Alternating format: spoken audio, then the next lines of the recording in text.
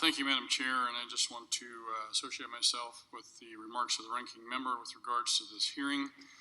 Again, this is kind of a back to the future moment here. We're talking about a bill that has already passed the House. It is a socialist wish list, as indicated by one of the members on the other side of the aisle. And to refute or to also put a few words in here with regards to my good friend from California, we'd be glad to be a participant in the process, but we've been ignored through this process. These are partisan bills that have gone without any input from us. This committee continues to go down that track versus try and find ways to be bipartisan to find solutions. That's the concern that we have.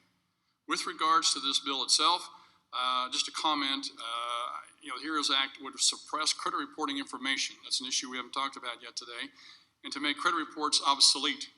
I may sound like a broken record because I've repeatedly talked about this multiple times in this committee, but lenders depend on accurate credit reporting to determine the credit worthiness of borrowers. As someone who has sat across the table from consumers and made loans, I can tell you that if lenders are no longer able to depend on credit reports, they will be forced to increase rates to account for additional risk in their loans.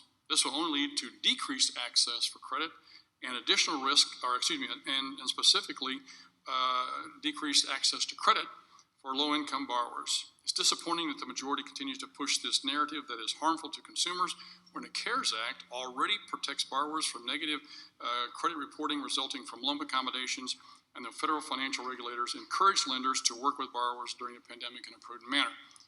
Now, with regards to unemployment insurance, since we've talked about this quite a bit today, and I know a number of our witnesses have already talked about it as well.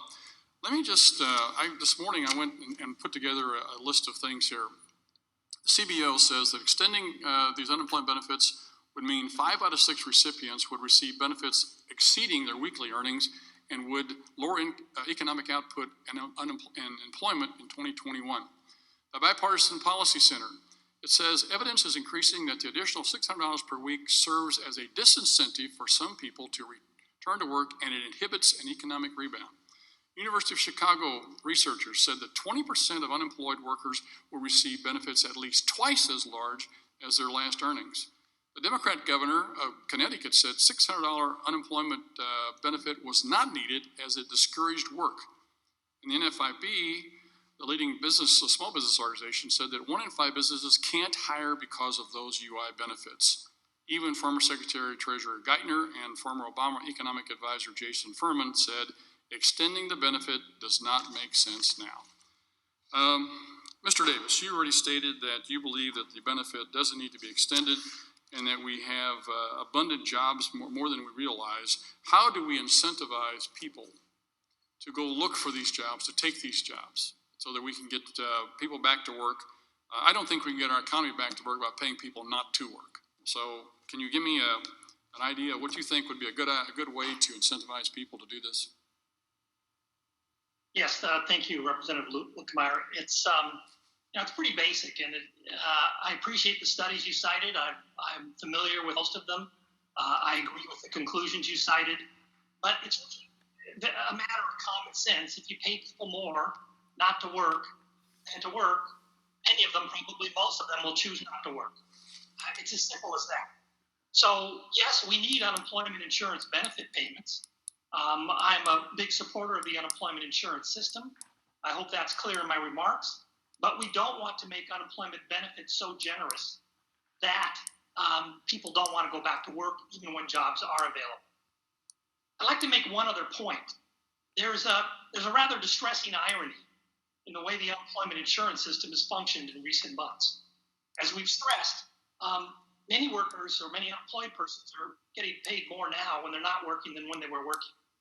At the same time, the volume of unemployment benefits claims has exceeded the capacity of the system to process it. So we have many Americans who are entitled to unemployment benefits who are getting nothing, or they're getting their benefits weeks and months late. That kind of dysfunction in the unemployment insurance system undermines the legitimate goals we are trying to achieve. And it illustrates the risk of trying to spend too much money too quickly without safeguards to see that the system can actually accommodate those funds and do so as the policymakers intend. I see my time's expired. I yield back. Thank